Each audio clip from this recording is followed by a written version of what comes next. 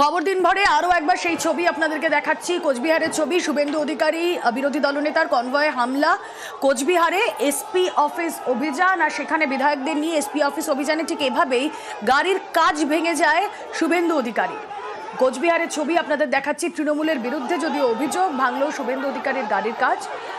কথা বলবো আমাদের প্রতিনিধি শুভঙ্কর রয়েছেন সঙ্গে। শুভঙ্কর, কিছুক্ষণ আগে উদয়ন গুহর মন্তব্য ধরেই আমরা কথা বলছিলাম নিশীথ প্রামাণিকের সঙ্গে। তিনি বলছেন এই হামলা পূর্ব পরিকল্পিত।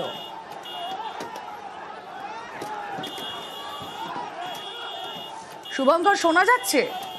হ্যাঁ হ্যাঁ শুভঙ্কর, আমরা কিছুক্ষণ আগেই নিশীথ প্রামাণিকের সঙ্গে কথা বলছিলাম। তিনি বলছেন এই হামলা পূর্ব পরিকল্পিত, বিরোধী দলনেতার কনভয় যাচ্ছে, পুলিশ প্রশাসনের একটা ঘেরাটোপ থাকার কথা, তার টোপকে কি করে এই হামলা হলো তাহলে? দেখো, তোমাকে জানিয়ে রাখি যে কোচবিহারের বিজেপি বিধায়কদের বিভিন্ন জায়গায় হেনস্থার অভিযোগ তুলেই কিন্তু আজকে কোচবিহারের পুলিশ সুপারের অফিসে বিধায়কদের নিয়ে দেখা করার কর্মসূচি ছিল শুভেন্দু অধিকারী। সেই কর্মসূচি যোগ দিতে আজ কোচবিহারে ঢোকেন শুভেন্দু অধিকারী। সে সময় কিন্তু কোচবিহারের শহরের বিভিন্ন রাস্তাগুলোতে তৃণমূলের জমায়েত কর্মসূচি ছিল এবং সেখান থেকে একটা বিক্ষোভ হতে পারে পুলিশ প্রশাসনের কাছে খবর ছিল। কিন্তু সেই বিক্ষোভ ঠেকাতে বা পরিস্থিতি নিয়ন্ত্রণে রাখতে প্রচুর সংখ্যক পুলিশ কর্মী ছিল। খাগড়াবাড়ি চৌপতিতে অতিরিক্ত পুলিশ সুপারের নেতৃত্বে বিশাল পুলিশ বাহিনী ছিল।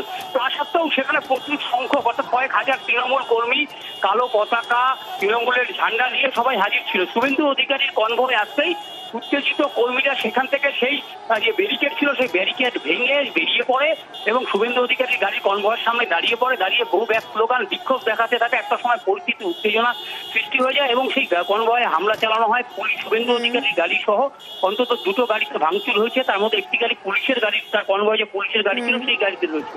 তবে গোটা বিষয়টি নিয়ে তুমি আমাদের সঙ্গে থাকো শুভঙ্কর, আমি আবারও তোমার সঙ্গে কথা বলবো। যে ছবি আপনাদেরকে দেখাচ্ছি, শুধুমাত্র শুভেন্দু অধিকারীর গাড়ি যে ভাঙা হয়েছে তা নয়, পুলিশের গাড়িতেও হামলা, পুলিশের গাড়ির কাচও ভাঙলো, সেই ছবিও আপনাদেরকে দেখাচ্ছি। যে ছবি আপনারা দেখছেন আমরা মার্ক করে দেখাচ্ছি। কোচবিহারে শুধুমাত্র শুভেন্দু অধিকারীর গাড়িতেই নয়,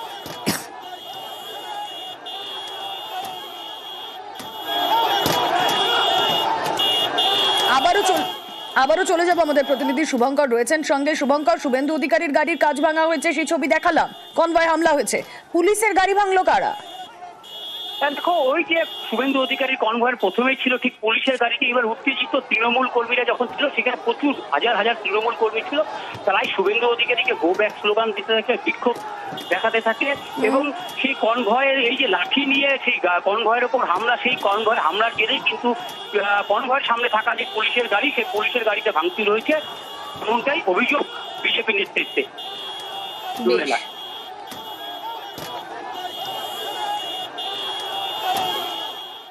যারা বাংলাকে অপমান করবে, যারা বাংলা ভাষীদের আক্রমণ করবে, সবচাইতে বড় কথা যারা বাংলা ভাষাকে আক্রমণ করবে তাদের কোনো নিস্তার নেই। তাদেরকে কালো পতাকা দেখানো হবে, তাদের বিরুদ্ধে বিক্ষোভ দেখানো হবে।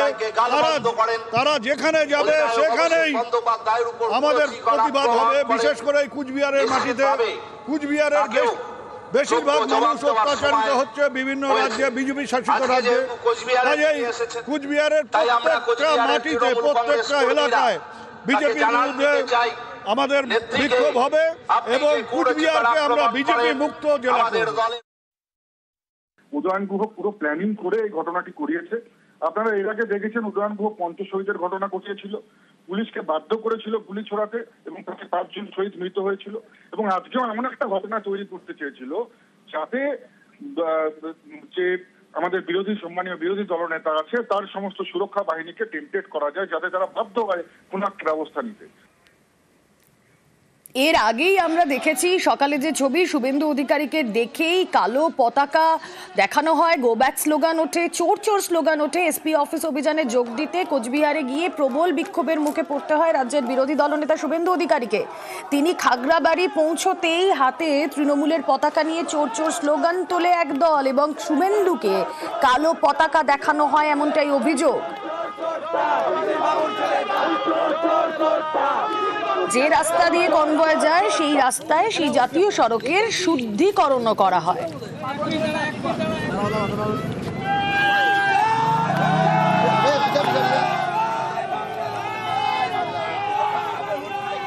যে ছবি আপনারা দেখছেন তারপরেই পরিস্থিতি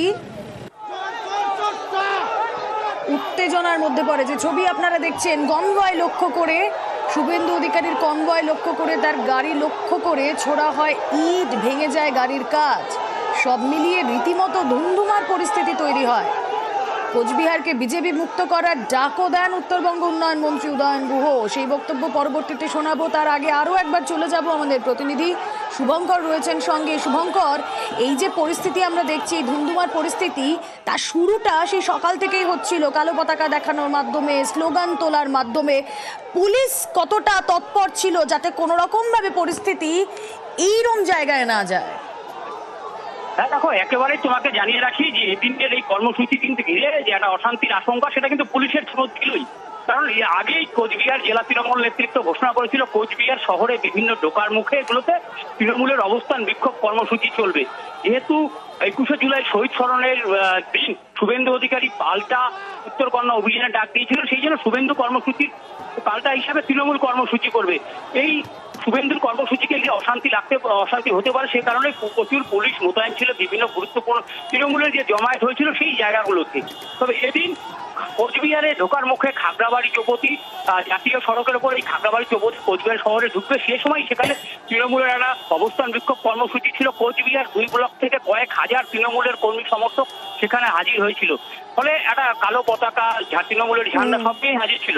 এবং যখনই একটা নাগাদ বিরোধী দলের নেতা শুভেন্দু অধিকারীর বিশাল কনভয় সেখানে পৌঁছায়, পুলিশের ব্যারিকেড ভেঙে উত্তেজিত তৃণমূল কর্মীরা শুভেন্দু অধিকারী